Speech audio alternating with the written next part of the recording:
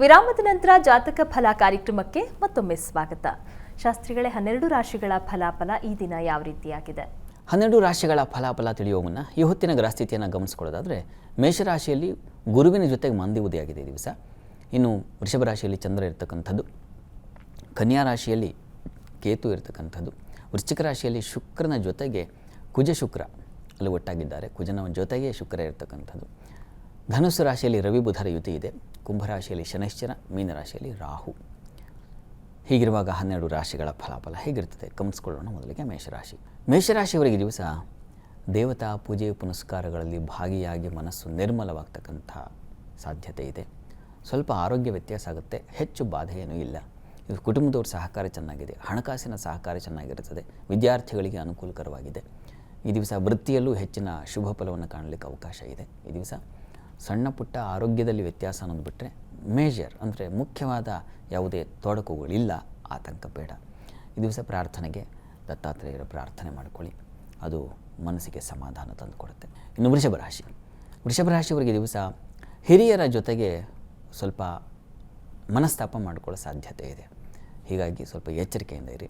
ಮತ್ತು ಅನಗತ್ಯ ಖರ್ಚುಗಳನ್ನು ಸೂಚಿಸ್ತಾ ಇದೆ.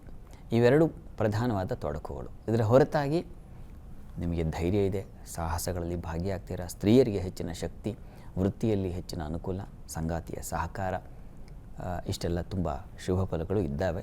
ಹಣಕಾಸಿಗೆ ಸ್ವಲ್ಪ ತೊಂದರೆ ಉಂಟಾಗುವ ಸಾಧ್ಯತೆ ಇದೆ. ವ್ಯಯ ಅಂತ ಆಗಲೇ ಹೇಳಿದ ಹಾಗೆ ತೊಂದರೆ, ಹಣ ವ್ಯಯ ಇತ್ಯಾದಿ ಅವುಗಳ ಬಗ್ಗೆ ಸ್ವಲ್ಪ ಗಮನ ಹರಿಸಬೇಕು. ಈ ದಿವಸ ಮಹಾಲಕ್ಷ್ಮಿ ಪ್ರಾರ್ಥನೆ ಮಾಡಿಕೊಳ್ಳಿ.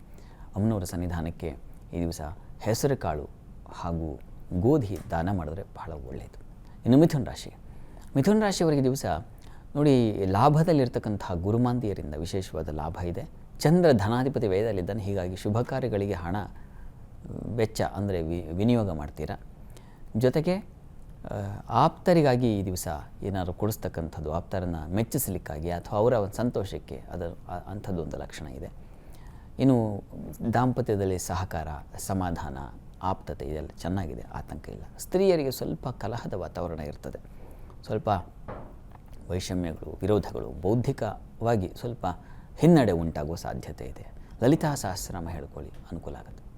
ಇನ್ನು ಕರ್ಕಟಕ ರಾಶಿಯವರಿಗೆ ಲಾಭದಾಯಕ ದಿನ, ಮನಸ್ಸಿಗೆ ನಿರ್ಮಲತೆ, ಪ್ರಶಾಂತತೆ ಇರ್ತದೆ, ಹೆಚ್ಚಿನ ಅನುಕೂಲಗಳು ಉಂಟಾಗುತ್ತೆ. ವ್ಯಾಪಾರಿಗಳಿಗೆ ಹೆಚ್ಚಿನ ಸೌಕರ್ಯಗಳು ಚೆನ್ನಾಗಿದ್ದಾವೆ. ಅದರಲ್ಲೂ ದ್ರವ್ಯ ಅಂದರೆ ನೀರನ್ನು ಅಥವಾ ದ್ರವ ಪದಾರ್ಥಗಳನ್ನು ಉಪಯೋಗಿಸಿ ಕೆಲಸ ಮಾಡ್ತಾಯಿದ್ರೆ ಅವರಿಗೆಲ್ಲ ತುಂಬ ಚೆನ್ನಾಗಿದೆ, ವ್ಯಾಪಾರ ಮಾಡ್ತಾಯಿದ್ರೆ. ವೃತ್ತಿಯಲ್ಲಿ ಕೆಲಸದವರಿಗೆ ಸ್ವಲ್ಪ ಕಿರಿಕಿರಿ ಇದೆ. ಈ ದಿವಸ ತಪ್ಪದೆ ನೀವು ದತ್ತಾತ್ರೇಯರ ಸನ್ನಿಧಾನಕ್ಕೆ ಹೋಗಿ ಬರಬೇಕು. ಈ ದಿವಸ ದತ್ತಾರಾಧನೆ ನಿಮಗೆ ತುಂಬ ಸಹಾಯವಾಗುತ್ತೆ. ಇನ್ನು ಸಿಂಹರಾಶಿಯವರಿಗೆ ದಿವಸ ಬೌದ್ಧಿಕ ಬಲ ತುಂಬ ಚೆನ್ನಾಗಿದೆ. ವೃತ್ತಿಯಲ್ಲಿ ಹೆಚ್ಚಿನ ಅನುಕೂಲತೆ ಉಂಟಾಗುವ ಸಾಧ್ಯತೆಗಳನ್ನು ಸೂಚಿಸ್ತಾ ಇದೆ. ಸ್ತ್ರೀಯರಿಗೆ ಹೆಚ್ಚಿನ ಅಧಿಕಾರ ಬಲ ಇತ್ಯಾದಿ ತುಂಬ ಚೆನ್ನಾಗಿರ್ತದೆ. ಈ ದಿವಸ ತಂದೆ ಮಕ್ಕಳಲ್ಲಿ ಸ್ವಲ್ಪ ಭಿನ್ನಾಭಿಪ್ರಾಯ, ಮನಸ್ತಾಪಗಳು ಉಂಟಾಗುವ ಸಾಧ್ಯತೆ. ನಿಮ್ಮ ಗುರು ಹಿರಿಯರಲ್ಲಿ, ಮುಖ್ಯವಾಗಿ ಗುರು ಸ್ಥಾನದಲ್ಲಿರ್ತಕ್ಕಂಥವ್ರ ಜೊತೆಗೆ ಸ್ವಲ್ಪ ಆ ಥರದ್ದೆಲ್ಲ ನೋಡಿ.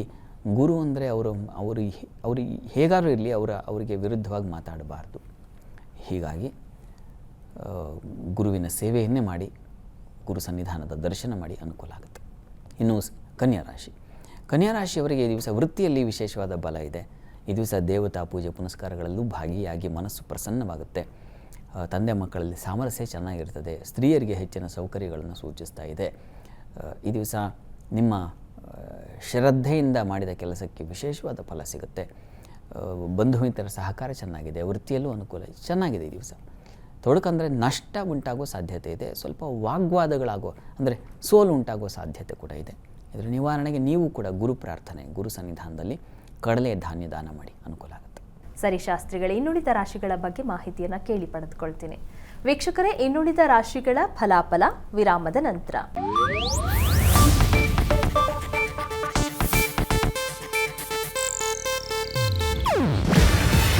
ಇದು ಏಷ್ಯಾನೆಟ್ ನ್ಯೂಸ್ ನೆಟ್ವರ್ಕ್ ಪ್ರಸ್ತುತಿ.